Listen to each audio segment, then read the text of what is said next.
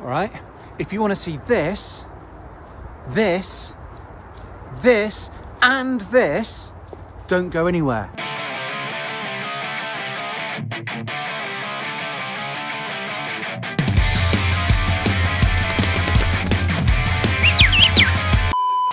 One evening at home, sat on the sofa, probably watching Falling to Bed, I got a text from my mate Adam, and it simply said, "Do you want to go birding with me?"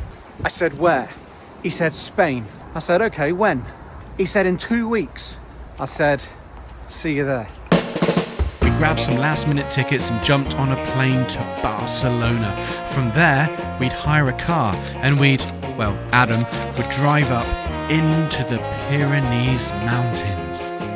Now at this time, I wasn't shooting video for YouTube at all, so this is a handful of zoomed-in iPhone videos and handheld footage from my camera. We hadn't been driving for more than a couple of hours when this happened. I genuinely think that could be a Lammergeier. Pull in. I'm going to pull in. Mate, I'm not joking, that is 100% a Lammergeier. It's got a wedge-shaped tail, it's got a white head. I think it's like fully adult Lammergeier. Let's get the camera out. A Lammergeier, the bearded vulture. This was the bird we'd come to find, and we had a sighting pretty much immediately. But don't worry, we'll get back to the Lammergeier.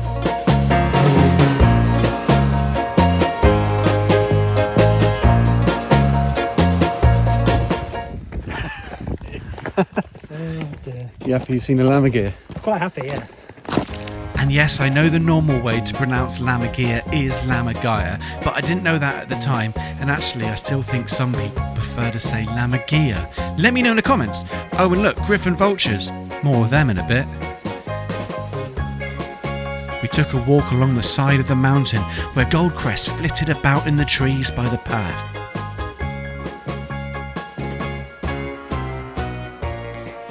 But then, out of nowhere, we saw this. No way. Wallcreeper.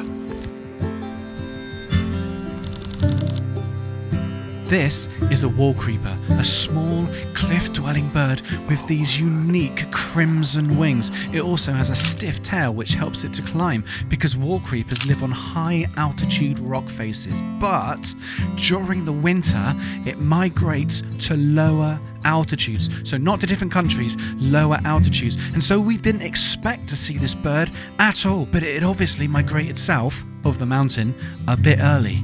Amazing. A Wallcreeper.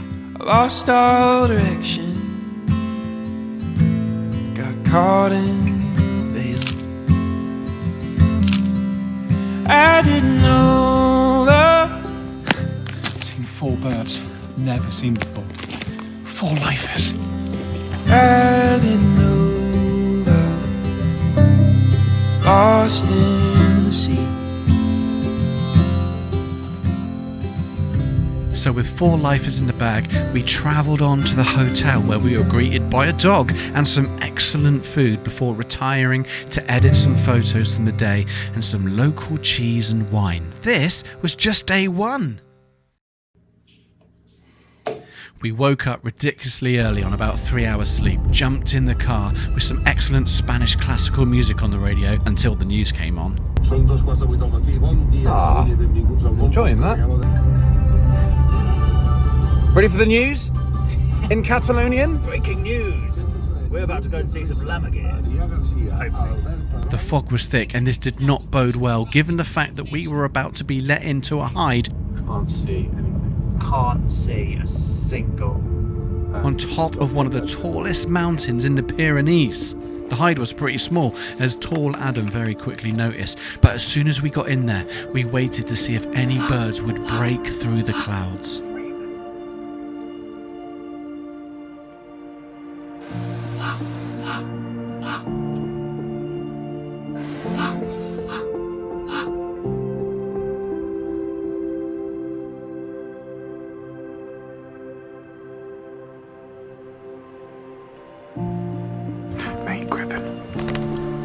Griffin vulture.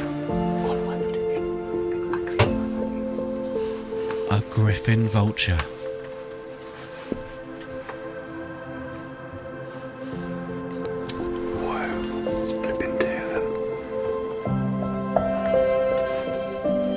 Griffin vultures, like all vultures, are scavengers.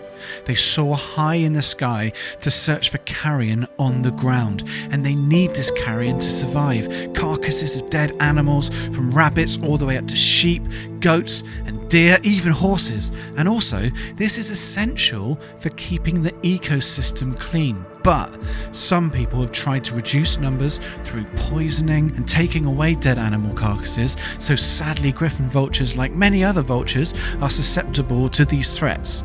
And we can agree, right, that these are beautiful birds which get a bad rep for whatever reason. No reason that I can see. But thankfully, populations have recovered with the help of good people and conservation. Suddenly, they were spooked. What spooks a griffin vulture? They flew off, leaving the ravens to sound the alarm. Then, suddenly, out of absolutely nowhere, arrived the bird of all birds, the bone breaker, the bearded vulture, the Lammergeier. Looking like it had just come out of the makeup and wardrobe department on a Hollywood film set, this incredible animal took total charge of the top of this mountain. Everything else fled. Lammergeiers are referred to as bone breakers because they'll often wait until a group of other vultures, in this case the griffins, finish the meat from a carcass of a dead animal they found on the side of a mountain.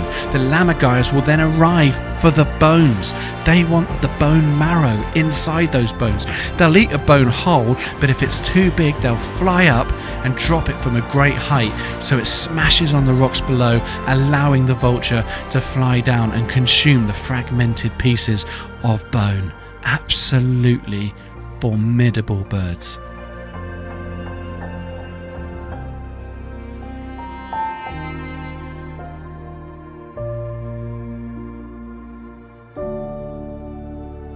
As this majestic, mythical beast of the skies drifted away, not to be seen again, a brave red fox appeared to claim first dibs on anything there might have been left behind. We even had a kestrel fly in. I thought it was about to land.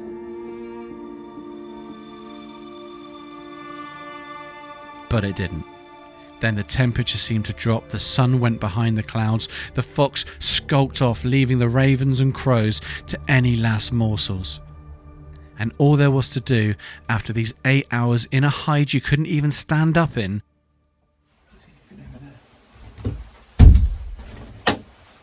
was think about the incredible birds we just had the privilege of being at one with on the top of this mountain in the Spanish Pyrenees.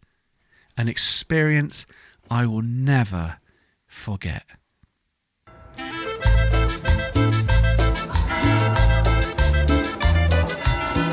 We felt it was only right to spend the evening in the old town and celebrate our victorious birding encounter. Local wine, local food, and a look back on what we'd seen in the day before turning in for the night. Good night, Adam.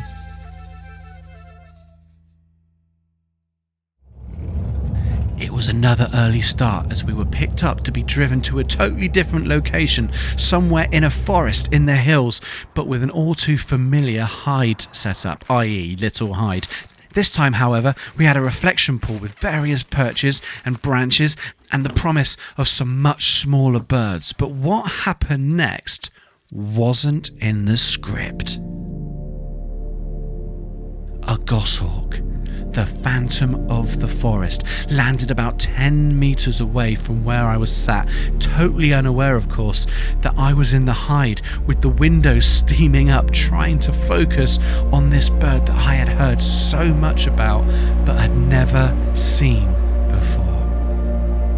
What a beast.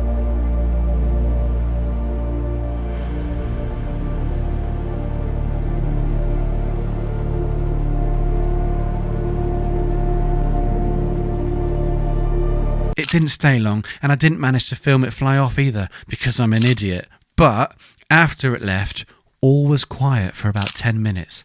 Then the sun shone through the trees onto the low-hanging branches, and one by one the birds of the forest appeared, seemingly knowing the coast was now clear. And what an array of forest birds.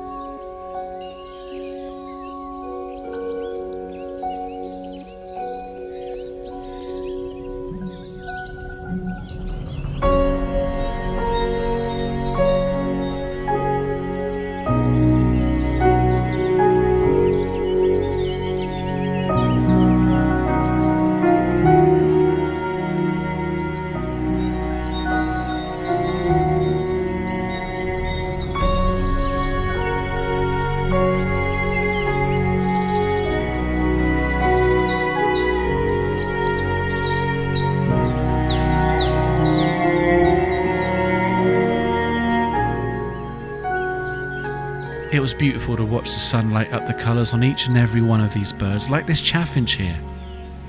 But the star of the show for me was this little guy, the crested tit.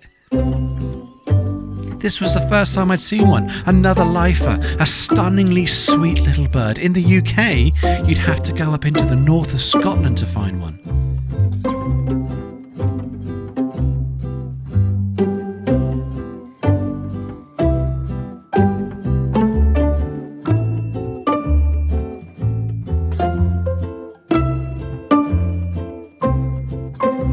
And just as the crested tit was having a drink from the pool, the other birds all joined in.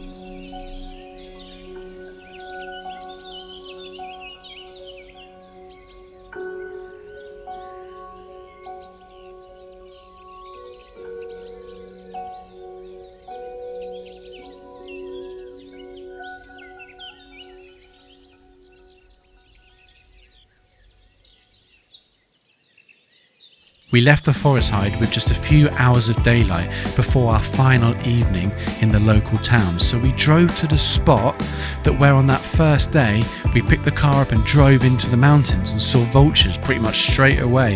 Sadly though, no Lammergeier this time, but plenty of griffon vultures.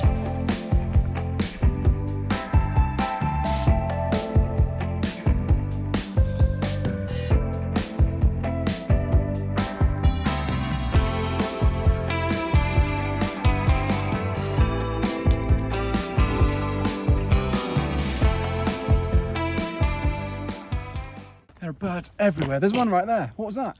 Literally just flew out of the bush. Just is. And in the spot where we saw the Wallcreeper, there was an Alpine Accentor, another lifer for me.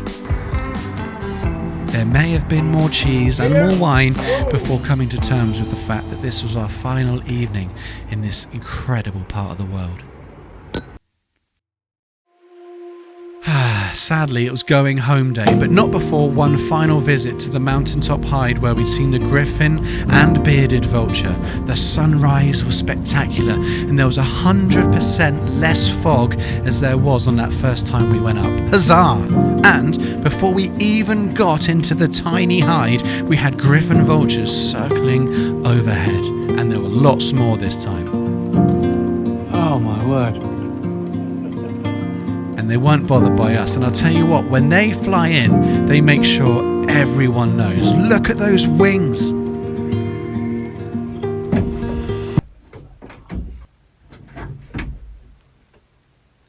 I've got a vulture about 30 centimetres from my head.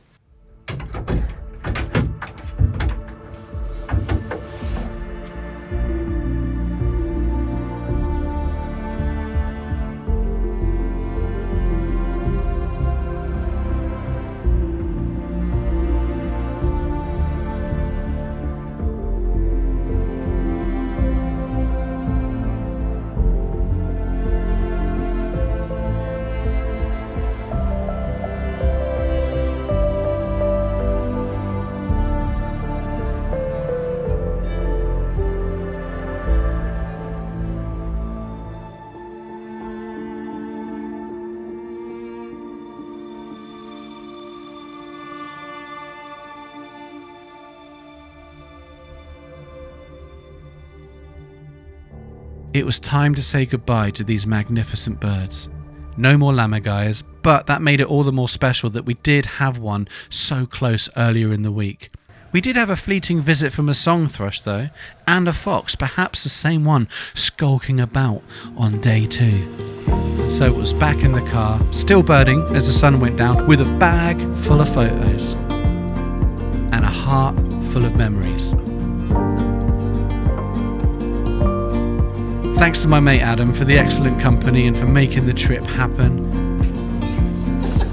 Turn it on, man. And of course, thank you to the brilliant birds that graced us with their presence. For me, there's nowhere quite like home for birding, but every now and then I love to visit a new part of the world, soak up the culture, the food, the drink, and most of all, the birds that I wouldn't see back home. This trip was nothing short of unforgettable. And thanks to you guys, of course, for watching. If you want to support my channel here, please subscribe. It doesn't cost anything. And if you enjoyed this video, please give it a like. Let me know in the comments if you've ever been birding in Spain or if you've ever seen one of these birds. But until next time, tweet, love, and understanding. Cheers. Cabin crew, take your seats for landing.